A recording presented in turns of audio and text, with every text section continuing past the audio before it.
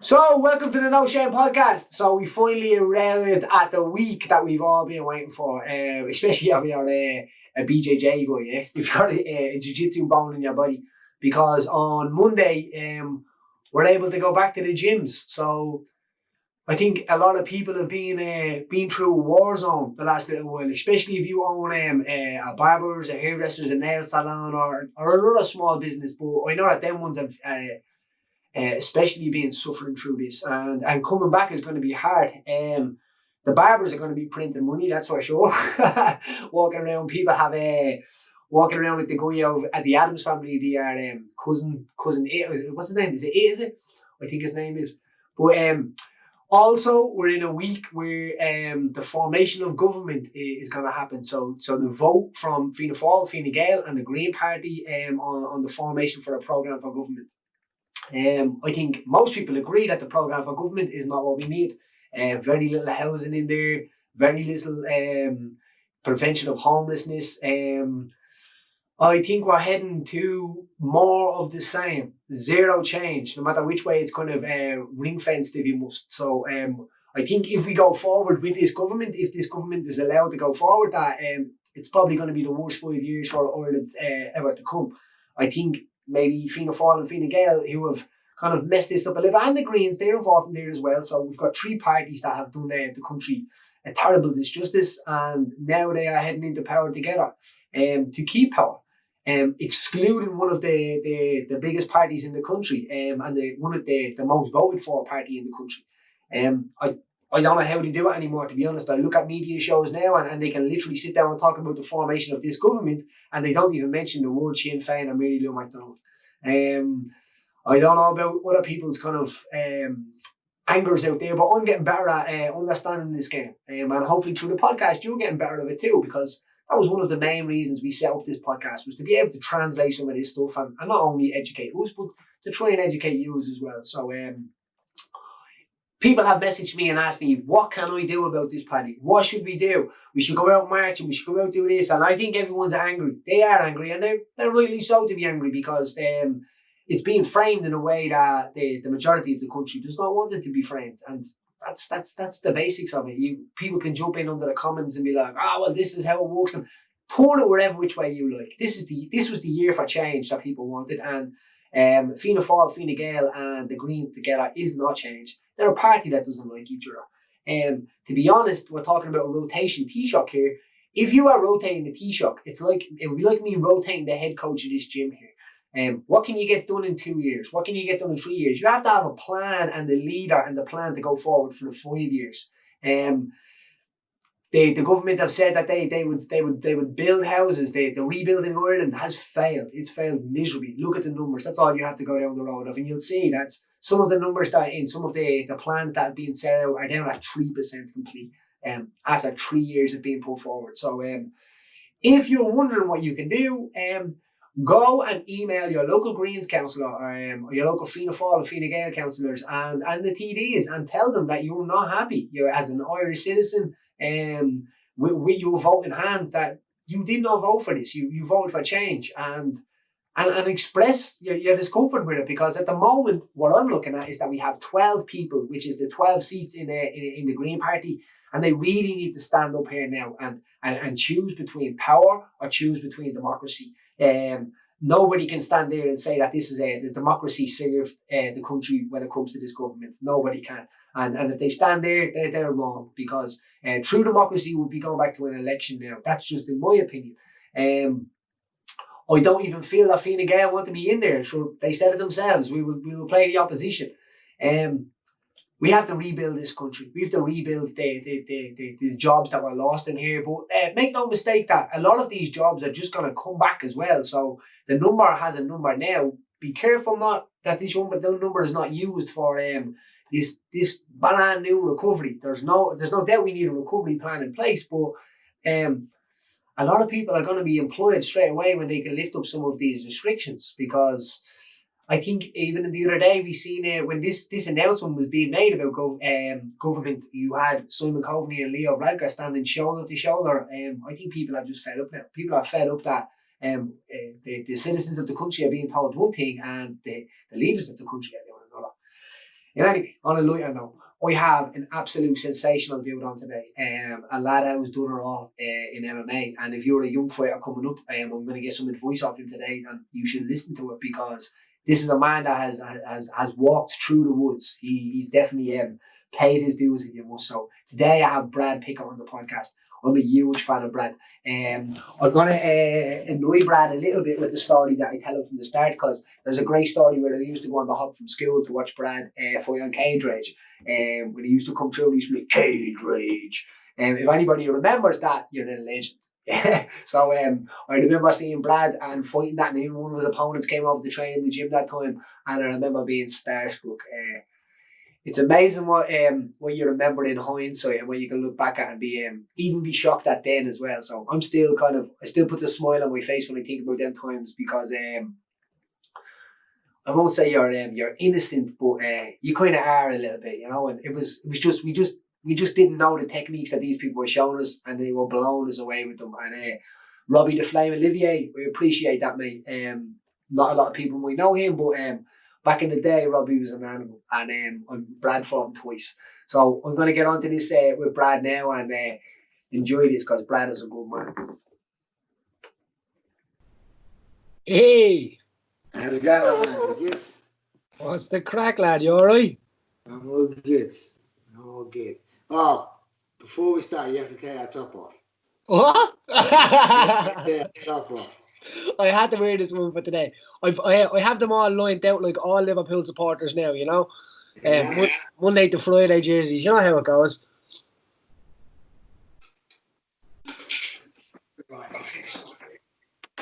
I think even non-Liverpool fans can give a little bit of love towards what's going on at the moment.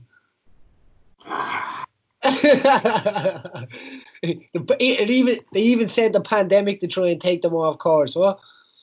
Oh, right. It's been a very interesting end to this sort of season. You know, to be honest, I still kind of don't know how it's all gonna. I mean, it's impossible.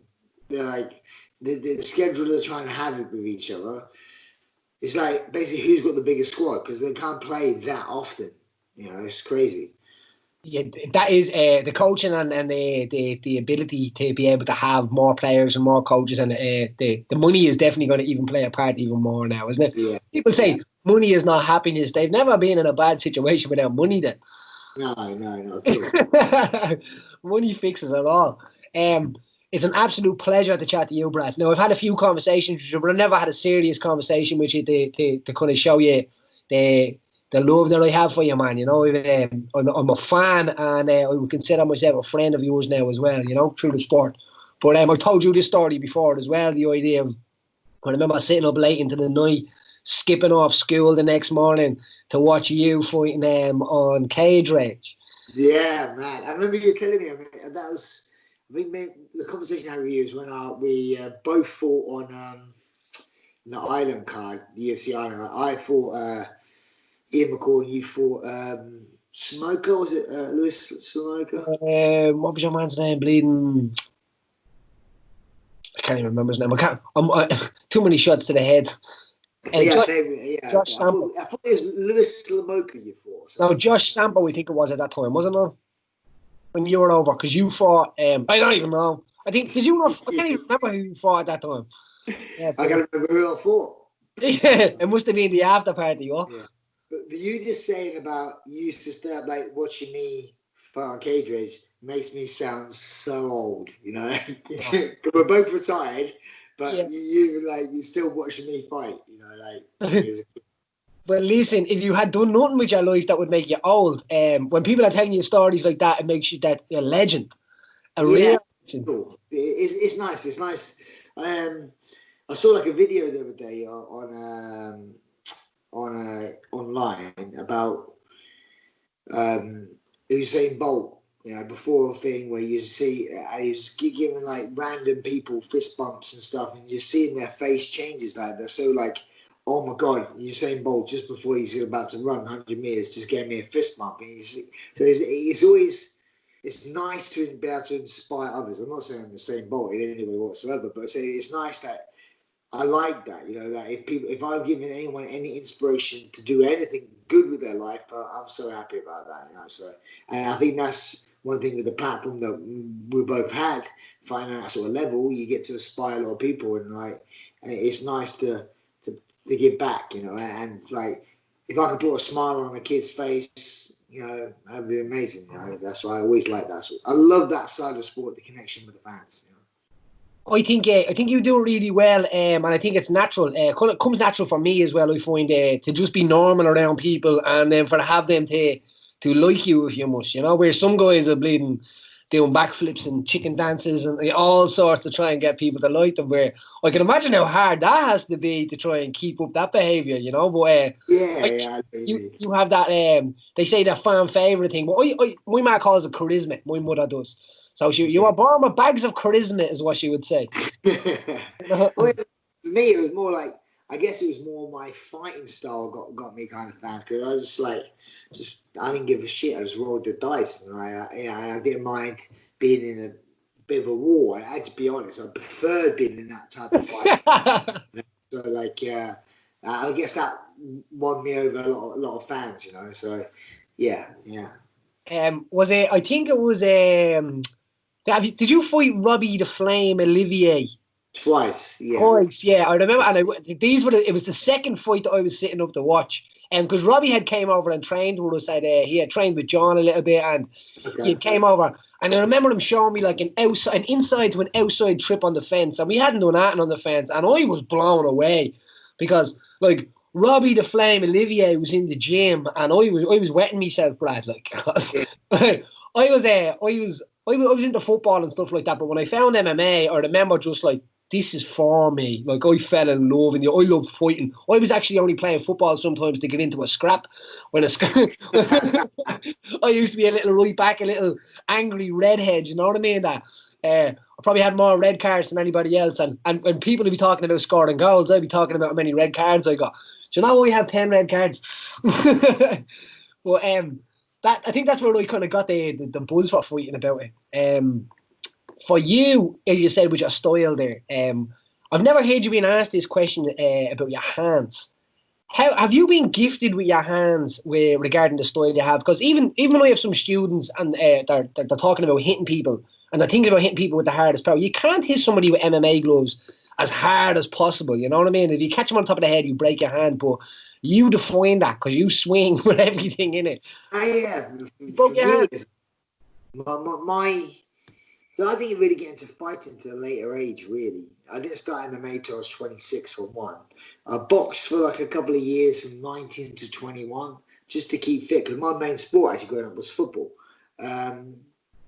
But obviously, in fighting, I'm a massive fan of Mike Tyson, you know, and the peekaboo sort of style, the hooks and the rolls. And I just love that sort of style, really. Like, obviously, I always have arguments with people about Mike Tyson. I'm like, oh, he's not a great. I mean, for me, he's one of the best fighters ever graced this earth. And I think, okay, he doesn't have all the accolades because he got into the wrong sort of stuff.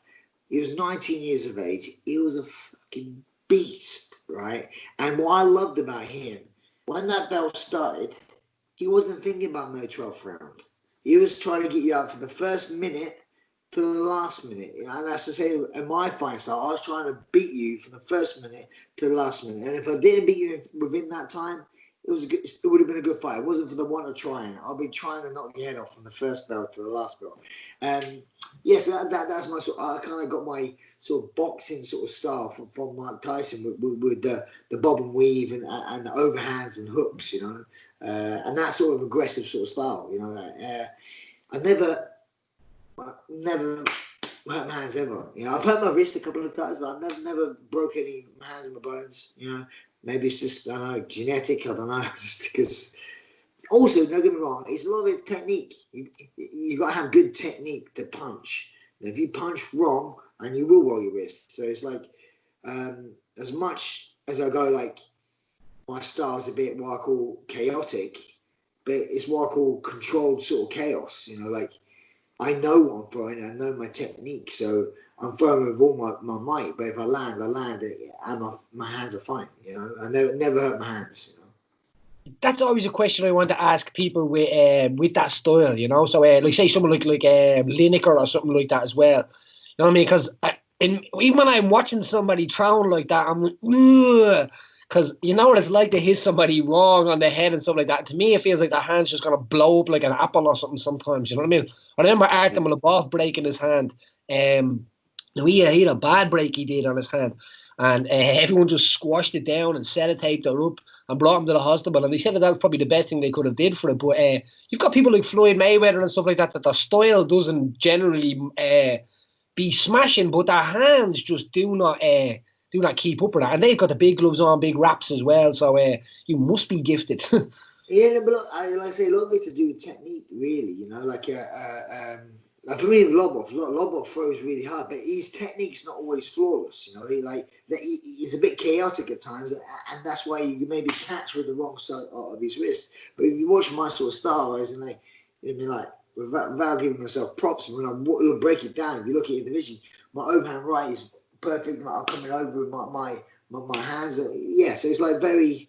Don't get me wrong, it wasn't always like that. It was a lot of work, you know. With my really good boxing coach in America called Paddy Gloves, it was a lot of work, but it's a lot of technique involved. And people see your sort of style and think it looks all chaotic, but it's not. There's a lot of technique involved in that, you know.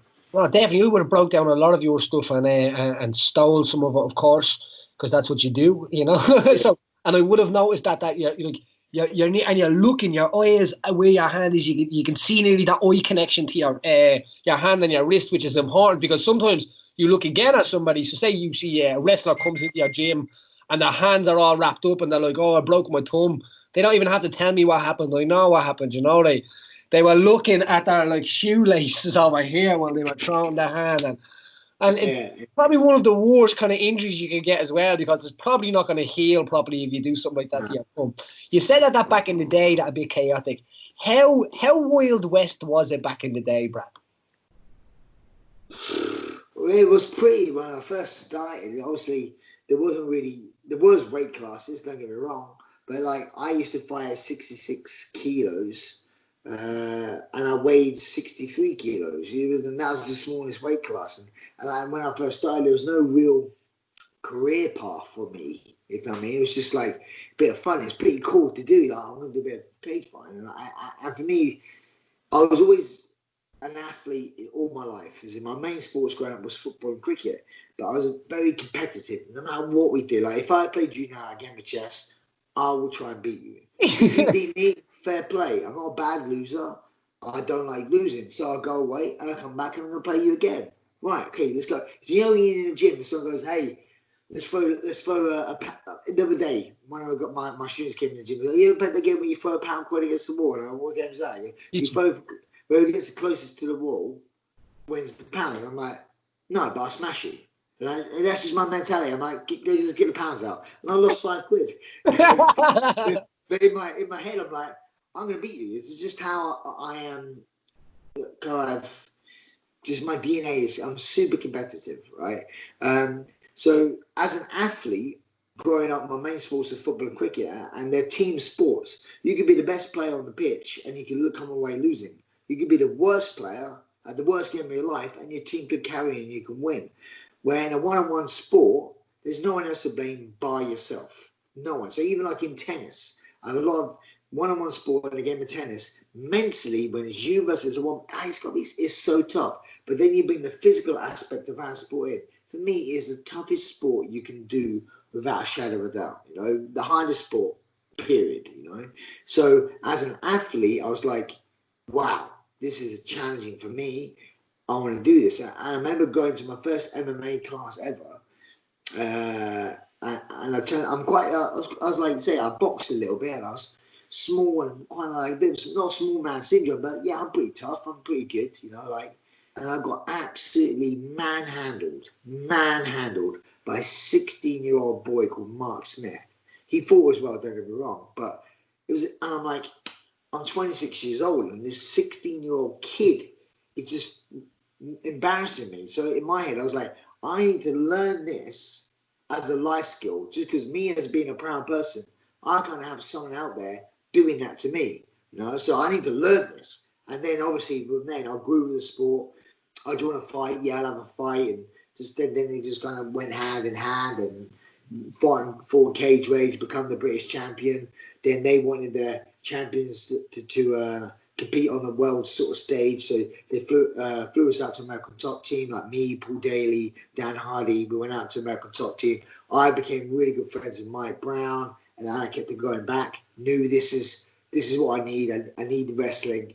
And obviously, in the UK, we never had like wrestling or anything like that. But in America, there was wrestling, and for me, if I lived in America, 100% would have wrestled. Just how I'm my DNA and how I am, I would have wrestled. But there's nothing like that here for us, you know. So yeah, so that was it. I mean, I was a very competitive, and still am, to my own detriment sometimes, competitive.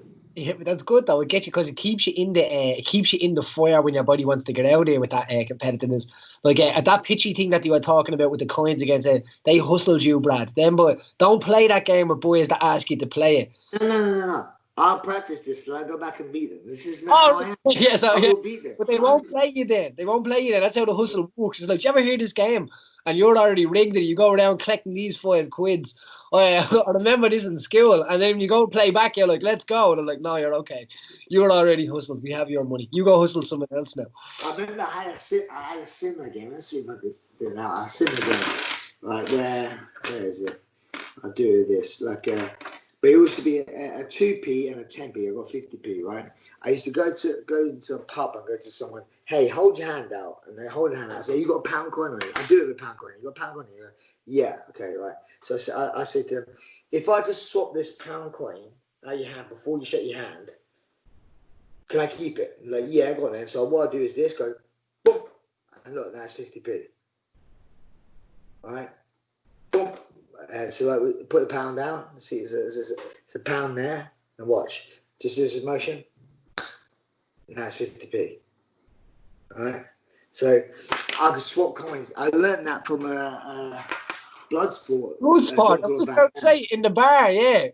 Yeah, in the bar, Jean-Claude Van Damme on it. And I went around the pubs and I used to do it to people. And then it got to the stage where after like 15 quid in one night, everyone's like, no, go away, man. There's nothing better than something like that there. Just milk it until it's dry. Yeah. Say when it came up to the WEC times and stuff like that, so obviously a pat starts to form in the future if you must, you know, and sometimes that motivation and that determination and that drive to win, I think that you have forces to rip in the universe or something like that, you know, and it appears where if someone had told me it was going to appear like that, it never would have appeared, you know, but I believe in that. When the WEC thing happened, obviously it starts getting to better money and obviously they were trying to build that as a plant pot for the UFC at the time. How exciting was it to start getting that called where, hold on, shit, I'm going to make some money? It was, to be honest, I say this to everyone, even to this day and age, if you're in this for the money, you're in it for the wrong thing. Yeah, we say money comes with success. You know, if you're successful in what you do, you get money. If you think about the money, you're not thinking about the right thing because you are broke most of the time. You're broke.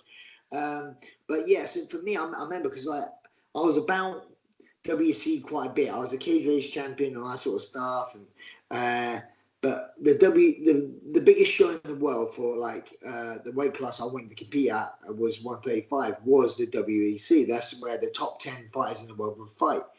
But I was like, it's in America, and back in those days, America WC didn't really want to pay for an English fighter because of visas. It cost them a lot of money to get a visa, so they normally get the Brazilian fighters and American fighters and that sort of stuff. They didn't really get European fighters back in those days. But I remember going to Mike Brown was the WC champion, and he was one of my best. He's my best mate, and I'll be at his shows. I used to call him for his fights, and I would be chatting to Shelby. Hey, Shelby, come on, man. And he'll be chatting to Shelby. Come on, get him in. And he got to the stage where to shout, and they gave me a call once saying, hey, would you fight Jamal Page in 2 weeks' notice? And I was like, yeah, cool, done.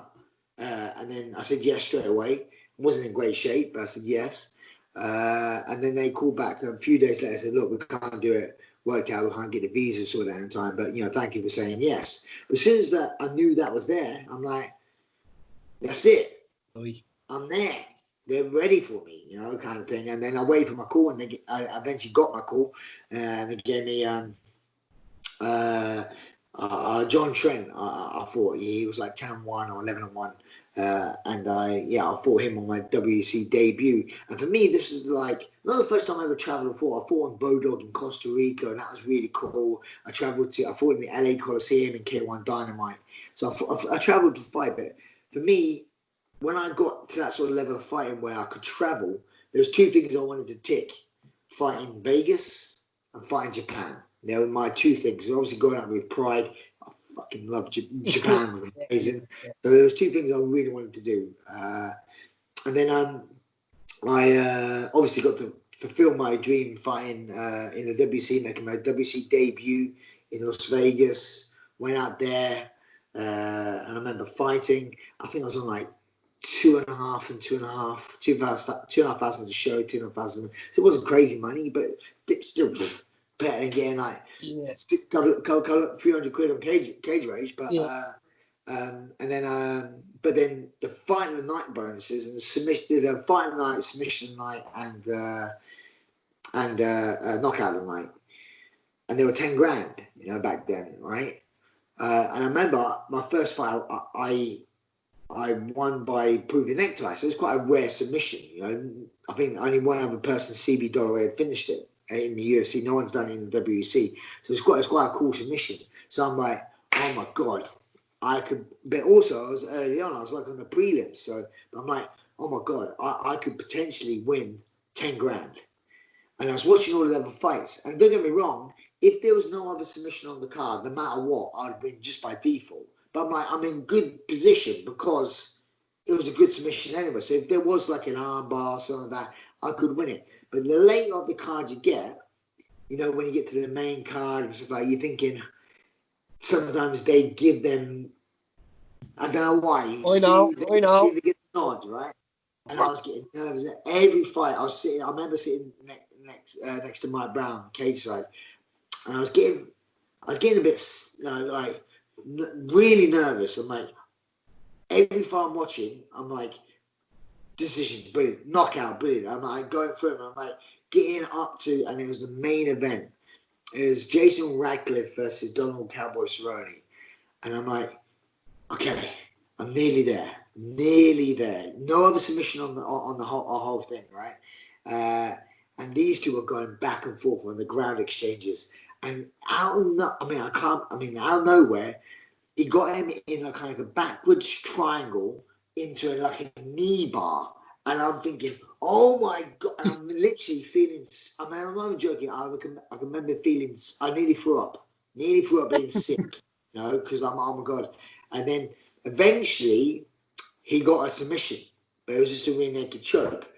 But they're still from going from nothing to compete with, now I'm competing with something. I was so nervous. I remember going backstage, I was like literally white as a ghost.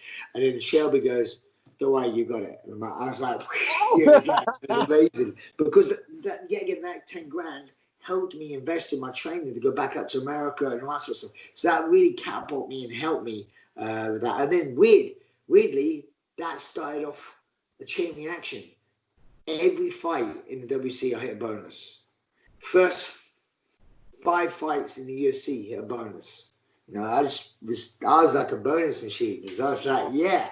The only time I stopped hitting bonuses is when I went down to flyweight and I couldn't catch anyone. And then it was like, oh shit. That's the only time I was like, but before that, I was just hitting bonus. It was like, I was getting used to it. It was like, yeah, so it was good.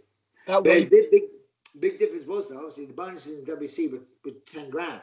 But then when you moved over to the UFC, it went up. And at the beginning, but now they capped them at 50 grand. But back in the day, they said whatever they said went, So it's like my first one, when I fought Henry Barral, my first bonus was 70 grand. And that was just like, oh my God, my debut fight in the UFC. I just sent 70 grand bonus, just a bonus. I was like, fucking yeah. But I lost that fight, and I say to everyone now, like, if you gave me a choice, give me the win or the bonus, fucking give me the win. Take my money. I don't give a care. I was in the sport for the money. Money helps. Don't get me wrong. I was in the sport to be number one in the world. You know, and that's what I wanted to do. And it was always my focus and my drive. Competition. So money was good. Don't get me wrong, but I was never money oriented, and still not a money oriented person. Money helps. Don't get me wrong, but you know, it's not. It doesn't make my. It makes my life easier at times, but it's not the be all end all, you know. Say the Demetrius Johnson fight. So obviously I have to ask you about that. So that has to be a little bit frustrating. Like I know I know you're not the type to kind of wish bad on anybody or I'd say be envious of somebody, but sometimes it has to be like, motherfucker. No, never. Yeah, never, because for me, if I fight someone and I beat them and they go on and do well, it only looks good for me. I beat a good guy. You know what I mean? If you fight someone and they get smashed by everyone, and then you know, oh, you beat some guy who got smashed by everyone, it's nothing. But if you beat someone, everyone I beat in fighting, I wanted them to go on and do well because it reflects back. Yeah. Look at Demetrius Johnson. Now everyone goes on about me beating Demetrius Johnson, and oh wow, you beat. But like when I beat him, he was like, I think it was 13-0 or 12-0 at the time. A lot of hype around him. But then for me, I was like, I'm just fighting some kid, whoever. You know, he's the underdog in my eyes, and I went. You know, I don't want to say it, but I battered him in the fight. I mean, I won every round, and we were separated shoulder. I separated my shoulder at the end of the second round, and I beat him pretty comfortably. If I fought him now, it may be a complete different story. But when I beat him, I beat him. I fought very well. I used his speed against him, his timing. I timed him very well, and I out-wrestled him. And I was bigger than him back then. You know, we both fought at 135, and I was a good solid 35-pounder, and he wasn't. Don't get me wrong, I went down to 125, and that yet again was and that was not easy getting down to 125. No. It was not easy, but that's my carrot was to be number one in the world. And when I kept on falling over at the final hurdle at 135, I was like, what am I going to do here? You know, like I kept having like these title eliminator sort of chances, and like getting beat by Henan Barrow, he gets a title shot. I'll get beat by Scott Jorgensen, he got a title shot. I got beat by Eddie Wine, and he got a title shot. I got beat by Michael McDonald, everyone who beat me got a title shot. And so I'm thinking, I kept on falling over the final hurdle. So like, I'm like, well, I'm going to go down to 125, get a win or two, and I should be able to fight Demetrius Johnson. Obviously, going down to that weight class was tough, but stylistically didn't work out for me because my let's fucking go sort of style didn't play down there. They're like, nope, I'm going to hit you and I'm going to run. And I'm like, oh my God, where are you going? Come here. So like, in my eyes, that weight class for me was like, just frustrating. So I said, like, if you put me in that weight class, if you put me in a cage or anywhere in a room with any of those guys, no time limit, just whatever. If me and any one of those guys were fighting over the last pig on earth, I'd be eating a ham sandwich. But I just run out of time over 15 minutes. You know, it's just like I didn't get beaten up or hurt or anything. I'm just like they just hit and run, and I'm just a bit too quick. You know, so I'm like, oh fuck. The game has changed in that way, isn't it? And even in yourself, like with the prospect and wooding your own guys now as coming up, you can see that the game has changed because I think kids are I don't know if it's Call of Duty or something like that. Now I didn't call them kids, young men. What am I saying?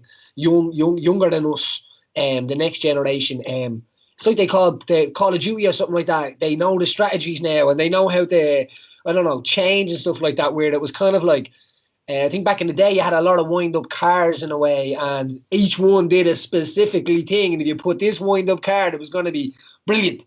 But now they can transform. They're transformers now, you know. They can, if they got to fight on the ground, they can fight on the ground, which is brilliant because the sport just keeps getting better. Because I used to find when I fought a bantamweight outside the UFC, I never got tired. I was never tired. But then when I cut the flyweight, I was cutting 9 kilo at a time. You know, I was going from 66 to 57, and I was like I was just a different man down there. Like you feel frail, you feel sick. You feel all of them things for so long, and I think it can wear you down mentally. Where now I think the flyweight division it's at the emptying out. Even though you say that, it was exciting back then when it first came around. You know, there was fireworks going off. Even all the guys you just mentioned there was most of them have gone down to bantamweight or flyweight and had a little try at it. What would you say to young fellas getting in now, or youngsters, or young females getting into the sport now regarding money and career-wise? My advice to them would be make sure that you have a job and have something to back it up. And I think someone you fought yourself, Neil Seardy, is a great example of it, as well as full-time work or graft that loves a scrap. But some of the youth, I think, today think that they're going to go in and it's going to be all, I don't know, Instagram posts, and then after, when it's done, it's the big bag of money is going to help you. It's, you know, what advice would you give? What, in a brilliant way and a bad way, what someone like Conor McGregor's done for the sport is massive. It's brilliant what he's done, but he also gives a lot of people a false impression.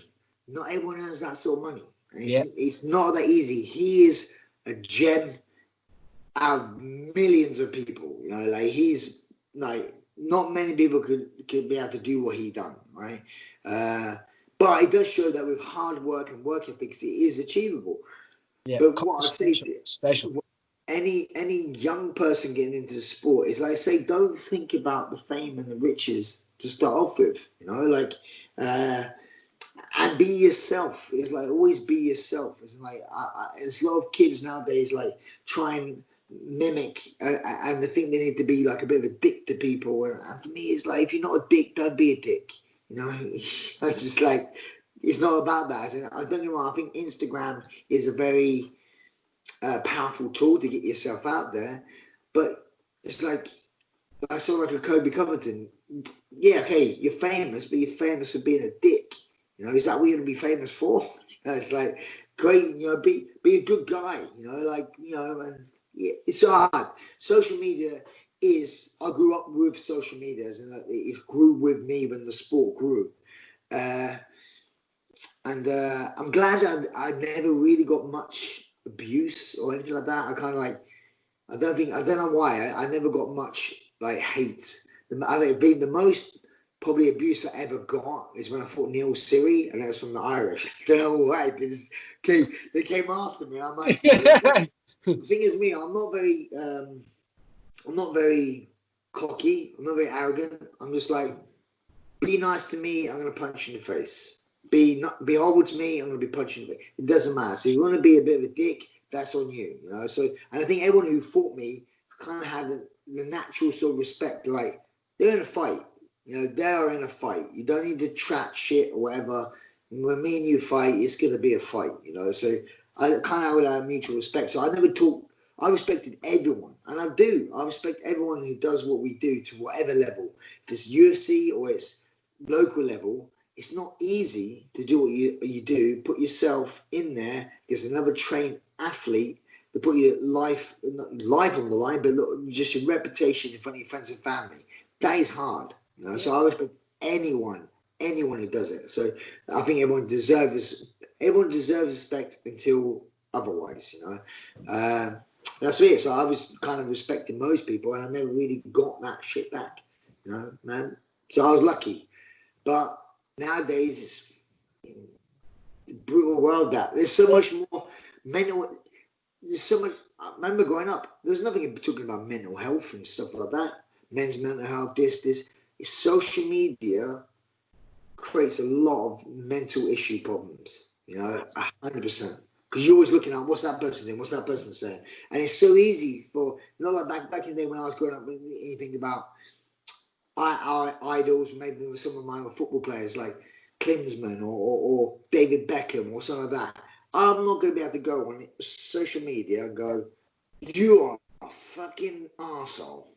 I don't know if I'm allowed to swear on this, by the way. I'm sorry. You can do what you want. But I'm like, David Beckham, you are so shit at football. I mean, like, say something horrible like that, he would never see it. But in this day and age, it's pretty easy to get to someone who's pretty up there. And I'm thinking, in my head, it's like, what goes out of a person's day to go, you know what? Yeah, I'm going to give that person a bit of shit, have some of that. I'm like, I mean, for me, I know it's a bit old-fashioned, but Mum used to say, if you've got nothing nice to say, don't say it.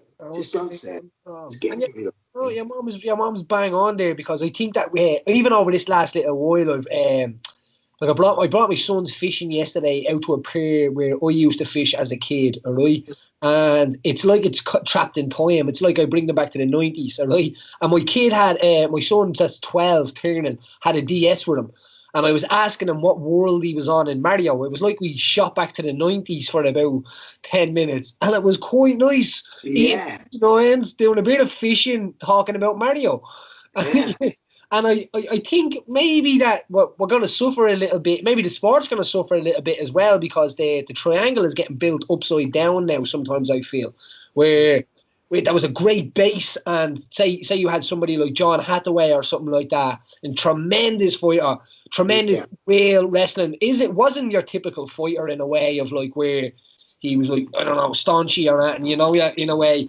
But was just really, really interested in the sport. And to me, that's when the sport started to change skill-wise. But somewhere along the line, the social media aspect of like whoever was the biggest social media star now with the YouTube fighters fighting and stuff like that. Now, I don't mind watching one or two of them, but it does annoy me to death to see. Well, like KSI and stuff like that. Man, you've got 8 weeks camps going in. Like now, you have say your man Thor fighting the biggest man the strongest man in the world. You know him, the mountain of Game of Thrones. He's doing a boxing fight with another strongman guy. Now, listen, we know fighting. You know the shape of the two of them guys. Like when you put the gloves on them, it's like they're gonna gas. Yeah, they're gonna make the same sound as like. It'll be more entertaining to see how much they gas. Yeah. Hopefully not one of them gets a heart attack. We know, but they're able to get into people's head where it's like, whoa, the strongest men in the world. You can imagine what it's going to be like to hit each other. They're going to kill each other. It's like, it's going to be like... This is, I'll be honest with you, honest. You get one of them and me, and you get a punch machine, and I bet you I'll punch harder than that. Absolutely, I agree. It's all to do with technique and how you do stuff. Muscle doesn't mean shit. Well, there's actually a video online, and Connor actually beats that mountain guy up. I don't know if you've seen it. Yeah, a long time ago, yeah. And it's tactics, and it's that kind of idea. It's like, remember Bruce Lee, supposedly? It's like there was a film, the fight, and it went real, and there used to be rumours and all. And I don't know who he's fighting. It was a big, tall guy at the time, tallest guy in the world or something like that. I won't hold you much longer. When, say, the prospect and all start coming up, so to be able to make it to the UFC is one thing, Brad, but then to be able to go on and wear something else and help build something else where they make it to the UFC too, so that has to have another special kind of ring of a chord.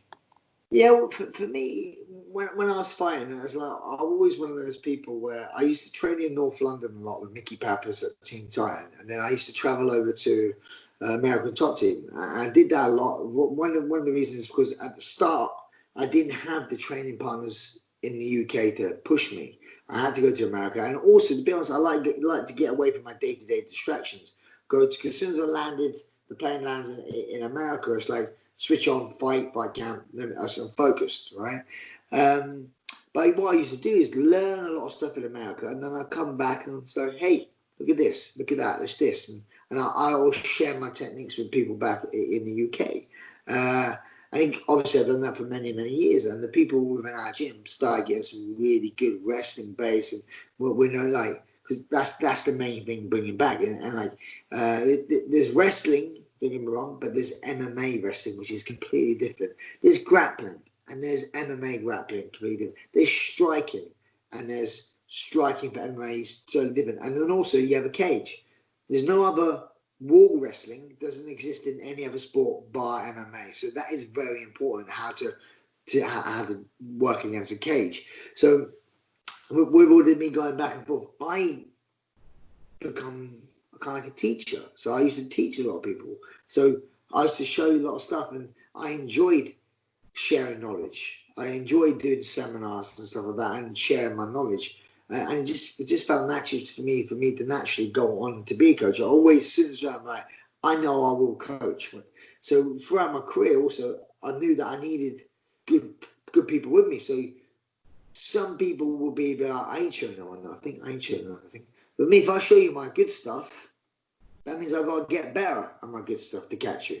Yeah. You know? If I show you my stuff, I need to change and adapt. So he always pushed me. So, and then it made my guys better. If I got better, they get better. I get better, they get, it brings the whole place up rather than me just want to, so I was always been aware. Now, me as a coach, I'm passing on my knowledge from fighting to these guys, not just, they go on techniques. People get techniques online, everywhere, it's pretty easy. But it's the mindset of a fighter is very, very important. Very important. And to be a good coach is not just technical. It's about having what I call emotional intelligence. Some fighters need a slap. Some fighters need a hey, come here. What's got? So it's just knowing what fighters need what to get the best out of them individually. And I like that sort of challenge. And also with my team now, which people don't understand that MMA is a team sport. It's not all fucking bunch of individuals. Like, people compare it to boxing because that's the closest kind of sport to it, really. But if I was a professional boxer, I'll have my coach, my pad man. I'll bring in sparring partners just to be up, and then they go. But MMA is a team sport because it's like judo, it's like wrestling, where you need team, you need bodies on the mats to train, so you need to push each other.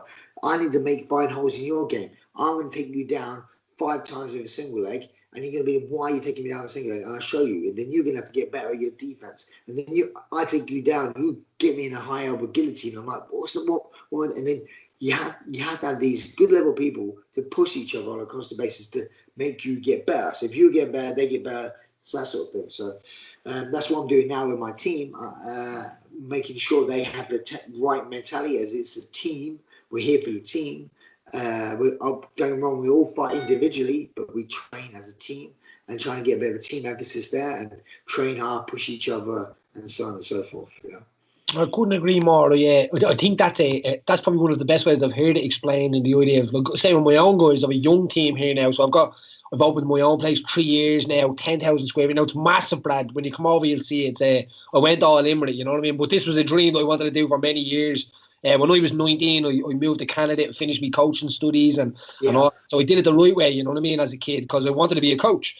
I wanted to be a coach before I wanted to be actually a fighter, you know. I loved coaching. I loved the idea of it.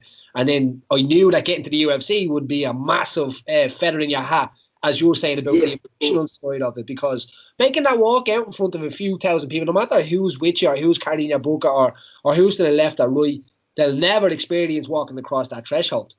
It's like the moment before the referee is like, are you ready to go? That little thought in your head of like, we were just about to tear into each other here, you know, like, and it's wetting and it's exciting. It's all of them things together. It is.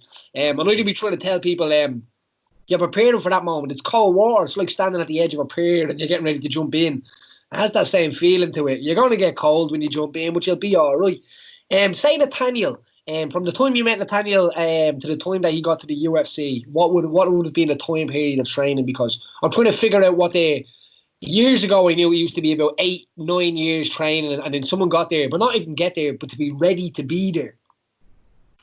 Well, so basically he joined my team at Team Time. I was at Team Time then.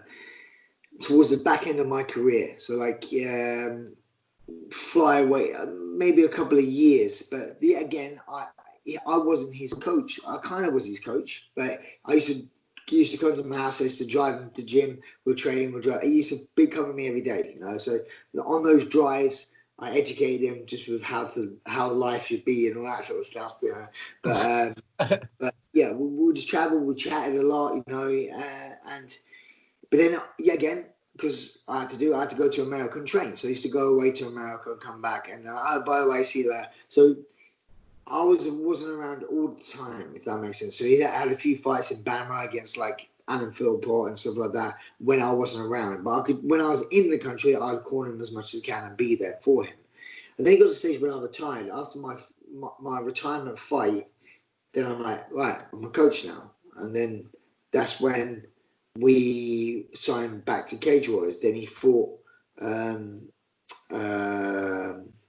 Lee. Then he fought Marco Grotovich. Then he fought Josh Reed. Then and those sort of fights. And then he fought Leone. So he just went on a tear, you know. And I'm not saying it's because I retired, but I did give him a bit more of my focus and time, and yeah, and that's what it was. So I'd just say, since I retired fighting, so then how long has that been? Well, 3 years.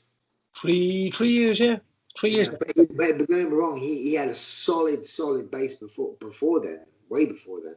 But like for me, sometimes it's a fighter's confidence. Sometimes it's just a lot of times fighter have all the skills. But like I said, when I say this sport is 90% mental, 10% physical, sometimes there's a little switch in your head that goes, you know what, I'm good at this. You got mental. For him is when he fought Vaughan Lee. Because for me, when I look at Vaughan Lee's a tough fighter. He's been around. He's been in the UFC as well. But when he fought him on Cage Wars, I think, he fought in the UFC. So, but then how well and Nathaniel did with that fight and beat him pretty comfortably, then he's like, I just beat a guy who fought in the I could maybe fight in the UFC. And I think that just like gave him that little bit of like a little skip in his step, a little bit of confidence. Yeah. And I'm like, yeah. And I was like, Nathaniel, I told you, you've got it. You've got it. You know, now you just need to believe it yourself. A coach can tell you how much you think. I'll be like, Paddy, you are amazing at the year. But until you believe that yourself, it doesn't mean shit. So I think that was it. When he beat Vaughan Lee, it was like, you know, I'm good at this. I could do this. And then he went on from there, you know. And then been on honestly complete tear. And he's been, you know, they go 3 fights in the UFC, first 3 fights in the UFC, or 3 finishes and stuff like that. You know, so yeah. Oh, you're great, one. I'm a fan. I have to say, I'm Wooding as well. I love the both of their styles. I've been watching them for a while now. It was unfortunate, I think, in Wooding's last fight. I think he just got caught in one of them random shots, didn't he? Where you're like, the thing with Wooding as well is that I now have left Team Titan where I used to train in North London, and I have my own team now because I live in South London. So I have my own team called Great British Top Team. I see. I was going to ask you about this. South London now. So, but Dominic Wooden, he's up north. He's still at Team Titan. So with these last fights, I wasn't there. You were the last one, were you not? Sorry. Yeah. You know, it's fine. But I think Wooden is a very, very skillful, talented fighter with a lot of potential. But yeah, again, potential is one thing. Fulfilling it is the different thing. You know, you have to have the right mindset and everything. There's so many variables within this sport. You know, so yeah, I think he's a very talented fighter. You know. Last question. What do you think is the best route to the UFC now? So someone at home now that wants to be a UFC fighter, because as you said there, having the ability to be able to beat somebody, say from the NFL before you get to the NFL, if it was American football, is the NFL, isn't it? Yeah, that's the. I was making sure I had the right league there. Is a massive confidence boost, and as you said, there's nothing more than the thought process. That's a huge part of it. Where you didn't really have that at the time, you were probably finding out, could you beat a UFC guy in the UFC? You know, so. Yeah. The guys having this ability, what do you think is like? Because the shows are so spread out as well now. It's sometimes when you train with people, it's like people like I send a lot of guys that I look after over to like All Stars in Sweden or go out to America and talk to them. And sometimes you share these matches with people, we're like, oh, they're good. But you know what? It's not that much of a difference, you know. You're not that far apart, And sometimes that's why people, when they came to me and training me, like, but in UFC, but I'm holding my own a little bit here and there, So it's like when you're around someone who's been there. So I guess the people who train with you, if they start doing a bit well against you, they'll be like, oh, but he was in the UFC. So it's like sometimes it's who you train with, So they like with that, and then with a career path as well, isn't like it all depends. You want to go UFC, you want to go Bellator, you want to go ONE FC. There's a lot of big shows out there. ACA, there's like what I say. There's shows in different regions of the world. In America, the biggest show for me is the UFC. Over in Asia, the biggest show, East Asia, ONE FC. Asia, Russia, ACA. And I commentate for ACA. And I'm not joking when I say it. I am amazed by the level of fighting on ACA. The big thing is that people think it's UFC. Mate, some of these guys in ACA, I'm like, oh my God. They will beat a lot of people. But people don't know about them because there's obviously you don't. It's like, well, do you know much about the football? Football's a little bit different, I guess, but people just don't understand that over there. But in that region, ACA is the UFC. In America, it is UFC. In Asia, it's ONE FC. So you go to ONE FC, you have a lot of people like Eddie Alvarez, Demetrius Johnson, when they've gone over there, they haven't been smashing people. Eddie Alvarez got beat. What's his name as well? What's his name? The blonde kid. He's like all ball broke. Really nice kid. Quiet guy. Arnold, no? That guy Arnold. Why is my name on blank? Middleweight or welterweight, I think he is. Or lightweight. Really super. Hey guys, hey. Sage Northcutt, is it? That's it, Steve Northcutt. He went over there, remember? He got battered straight away. So the level of there is really good. And you're like, who did he get beat by? I don't know. The level of fighting is good everywhere, really. So, but if your path if you want to go to the UFC and you're in the UK, there's not many paths really outside of Cage Wars. It's kind of like at the moment that's the blueprint that people like Nathaniel have done. Like, okay, go to Cage Warriors, win the belt, defend it a few times, boom, in the UFC. And they've done that so many times, which at the moment now I guess is a bit annoying for other shows to compete with. But that's where true fighters who want to go into the UFC kind of go that route. But then also with Bellator's coming around now as well, and that's not a bad level show, and they can pay a bit more sometimes, so it helps you. That's where the cross between money and where you want to go, because you can earn a bit more money, it helps you train. So you find Bellator, you may earn a bit more money early on, and then you get yourself a bit of money, then you do some full-time training, and then you get better, correct? So, but it's like, it's hard, it's hard, so I try and direct people in different areas. If you don't need the money, obviously you go to Cage Warriors and go UFC. If you need a little bit of money to help you support yourself to train, you may go Bellator route, to start off with, because you'd earn more money to start, if that makes sense. Yeah. Do you think you can bounce? Do you think you can bounce from Bellator to UFC? What's that? Do you think the door is opening up for a bounce from Bellator to UFC, or do you still think that's a very... It's tricky. Obviously, it's tricky because I'm no lawyer, and there's a lot of contracts, where you're tied in here. That I've seen a few people who obviously have done it. People like Eddie Alvarez, he went over there, but he was, I think he was on the bench for a whole year with legal things getting out of the contract. Another person was Will Brooks. There's another one came from Bellator. So it's not easy. It's not easy because obviously they're big rivals. Yeah, that's what I was thinking. So, and usually the contracts are tied in to make sure that it's definitely not the rivals picking up the superstars of each source. But it's a mad situation.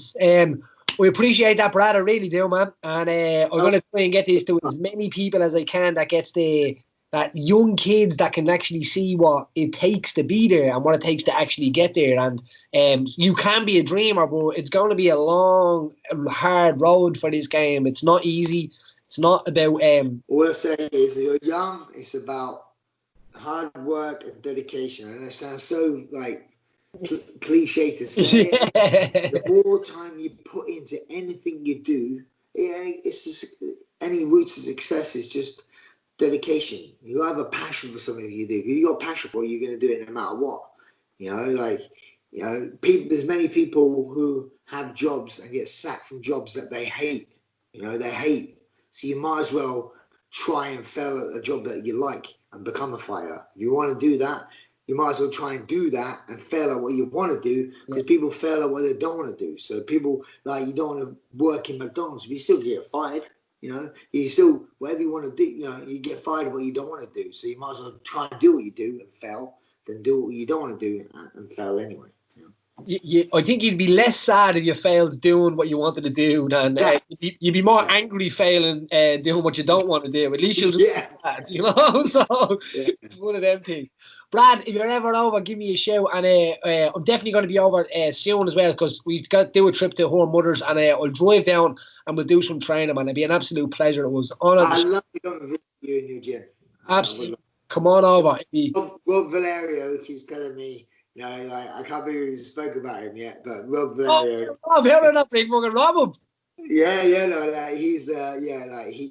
always goes on about, how amazing he is there, and I definitely would like to come. Rob's a good lad, he is, isn't he? He's hard work, but he's a good lad. Yeah, he's a good kid. He's been doing some of his Zoom and all with his mixing. He's pretty sound, he is there, I have to say. But he's yours. Make sure you hold on to him. Yeah. I haven't spoken to him for a while. He's been busy, I think. You're responsible for him.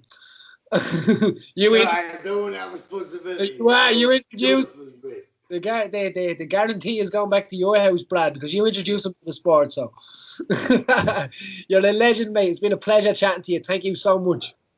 Cheers, Paddy. All the best, man. So that was no shame with the legend that is the One Punch Brad Pickett. We touched on Father's Day there. I just want to say a huge congratulations to everybody for your Father's Day on yesterday on the weekend. It's an amazing day, Father's Day. It's probably more of your a better day than your birthday these days. All the lads out there doing whatever it takes, I just want to say respect to you, because I think dads gets a little bit of a hard time sometimes these days. Now, obviously there is some of them that are this down, my own included, but some lads and some dads are absolutely amazing, and they deserve everything that the praise that they get for what they do. I've witnessed some lads work their ass off.